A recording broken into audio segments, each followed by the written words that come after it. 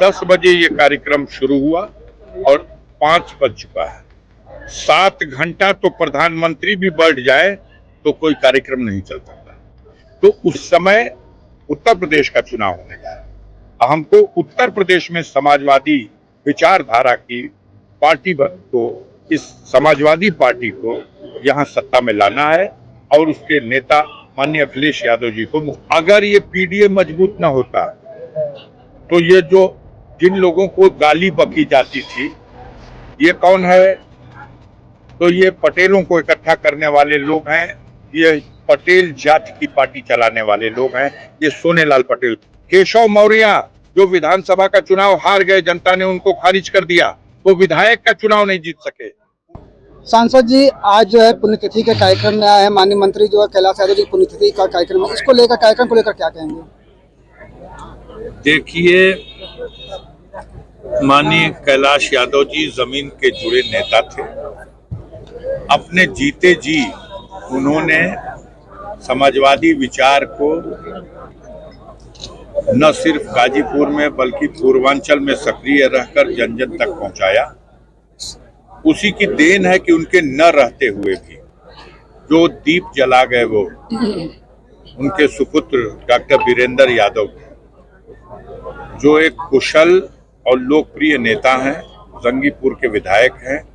हर साल यहाँ इस श्रद्धांजलि सभा का आयोजन होता है और जनपद के कोने कोने से सभी सम्मानित नागरिक, जनप्रतिनिधि, चाहे वो क्षेत्र पंचायत का सदस्य हो, गांव का प्रधान हो, जिला पंचायत का सदस्य हो, प्रमुख हो, वर्तमान विधायक हो, पूर्व विधायक हो, सब एकत्रित होते हैं और उनको श्रद्धांजलि देते हैं, उनकी कीर्तियों को याद करते हैं, समाजवाद के प्रति संकल्प लेकर के आगे इस पथ पर आने वाली चुनौतियों को कैसे स्वीकार किया जाए और कैसे उसका मुकाबला किया जाए, इस दिशा में कदम बढ़ाते हैं। सर, आज जो पुण्यतिथि कार्यक्रम था, मंच से आपने ये कहा कि पुण्यतिथि के साथ साथ समाजवादी सम्मेलन के जैसा दिख रहा है और आपने मछली की आग भेदने की बात की है। मैंने समाजवादी सम्मेलन कहा है तो मैंने कहा कि वो समाजवादी विचार के पुरोधा थे और अपने जीते जी उन्होंने उस विचार को फैलाया और दीप जला गए।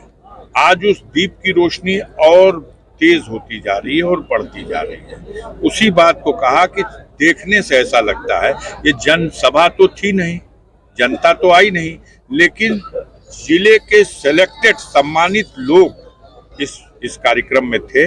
ये पिंडाल 200 फीट ऐसे है और 100 फीट ऐसे है। ये 20,000 वर्ग फुट के इस पंडाल में पूरा भरा पड़ा था और देखने की बात है कि 10 बजे ये कार्यक्रम शुरू हुआ और 5 बज चुका है। 7 घंटा तो प्रधानमंत्री भी बैठ जाए तो कोई कार्यक्रम नहीं चल सकता। तो उसके बावजूद लोगों का उनके प्रति कितना प्रेम है कि लोग बैठे रहे। जहां तक चुनौतियों की बात है, हमने अपने एक नेता को ये कहा था जब उन्होंने कहा कि हम अपना उत्साह है कि हम उत्तर प्रदेश का मुख्यमंत्री ही नहीं देश का प्रधानमंत्री बनाना चाहते हैं, तो हमने कहा लक्ष्य एक जगह तय करिए। इस समय उत्तर प्रदेश का चुनाव होने जा रहा है। हमको उत्तर प्रदेश में समाजवादी विचारधारा की पार्टी को, इस समाजवादी पार्टी को यहाँ सत्ता में लाना है और उसके नेता माननीय अखिलेश यादव जी को मुख्यमंत्री बनाना है। सर, पीडीए जिस तरह से बहुत तेजी से कार्यक्रम चल रहा है, तो पीडीए मजबूत कितना होगा आपके देख रहे हैं? अगर ये पीडीए मजबूत न होता तो ये जो जिन लोगों को गाली बकी जाती थी, ये कौन है?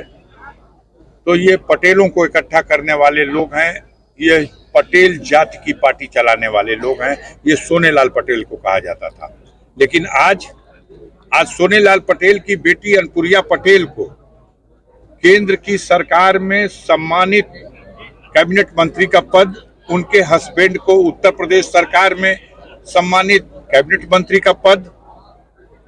कहा जाता था संजय निषाद को ये जातवादी नेता है और संजय निषाद को आओ भैया हमारी सरकार में कैबिनेट मंत्री बन जाओ, अपने बेटे को पार्लियामेंट का चुनाव लड़ा लो।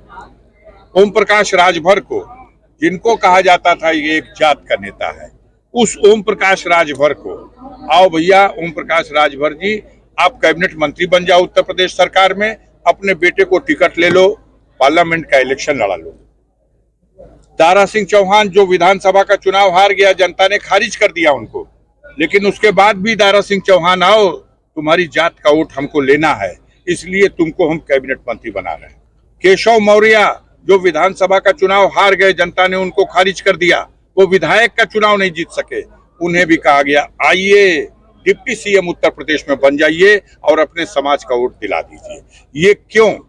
ये सिर्फ इसलिए कि जो पीडीए का फार्मूला दिया है माननीय अखिलेश यादव ने, समाज के अंतिम व्यक्ति को भी जोड़ा जाए, और यही समाजवाद की असली परिभाषा है। इससे नींद हराम हो गई है। अभी जो बाई इलेक्शन हुआ था, ये तो सीट मान लिए रिजर्व सीट थी, इसके पहले जो बाई इलेक्शन हुआ 9 सीटों का हुआ ना उत्तर प्रदेश में, 9 सीटों में 7 सीट वो जीते, लेकिन पलट के कभी पत्रकार बंधुओं ने नहीं पूछा कि योगी जी, मोदी जी, अगर आपको यही समर्पण करना है कि सारी की सारी सीटें पीडीए के लोगों को ही टिकट दे दीजिएगा, तो दे दीजिए, हटिए उस गद्दी पर से भी, दिल्ली वाली से भी और प्रदेश वाली से भी, सौंपिए पिछड़े लोगों को, जिनकी संख्या है, जिनके अधिकार लूटे गए हैं, जो सक्षम है, दीजिए, बैठाइए उस पर केशव मौर्य को, बैठाइए उस पर संजय निषाद को, बैठाइए उस कुर्सी पे ओम प्रकाश राजभर को, दारा सिंह चौहान को, बैठाइए अनुप्रिया पटेल को। तो असली तो बात यह है कि इनको फंसाए रहो, इनके बदले इनके समाज का वोट लो, और हर बार कहो कि रिजर्वेशन देंगे, रिजर्वेशन देना तो दूर, नौकरी ही खत्म कर दिया। सर, जिस तरह से अयोध्या में दलित बेटी के साथ हुआ है, पीडीए का नारा लेके आप चल रहे हैं और अवधेश प्रसाद जी गुहार कर रहे हैं, फिर भी विपक्ष सुनने को तैयार नहीं, तो मजबूती सत्ता पर सामने को तैयार नहीं, कैसे मजबूती होगा सर? देखिए, घटना दलित बेटी के साथ हुई है, बहुत दुखद है। किसी भी बेटी के साथ, इस राज में जो कहते हैं कि कानून का राज है, सबसे ज्यादा बेटियों की आबरू लूटने की घटनाएं हुई हैं। आपके जनपद में हुई हैं, कितनी घटनाएं हो चुकी, हत्या, बलात्कार, कानून व्यवस्था बिल्कुल पटरी पे आ चुकी है, लूट ही लूट